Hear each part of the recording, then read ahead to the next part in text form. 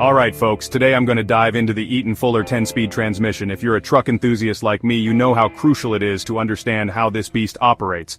So, let's break it down. First up, the gears. The Eaton-Fuller 10-speed transmission has 10 forward gears and 2 reverse gears, providing a range of speed and torque options.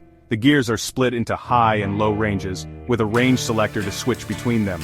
This allows for efficient power delivery and fuel economy, especially when hauling heavy loads. Now let's talk about the clutch. This is your control point, folks. When you press the clutch pedal, it disengages the engine from the transmission, allowing you to shift gears smoothly. Releasing the clutch re-engages the engine, powering the selected gear. Proper clutch control is key to preventing wear and tear on your transmission. Finally, we have the spinner, also known as the input shaft. The spinner connects the engine to the transmission. It spins at engine speed and transmits power to the gears. When you shift gears, the spinner's speed changes to match the selected gear, ensuring smooth transitions and maintaining momentum. So there you have it. Gears, clutch, and spinner working in harmony to make the Eaton-Fuller 10-speed transmission a powerhouse in the trucking world. Understanding these components can help you drive more efficiently and prolong the life of your transmission.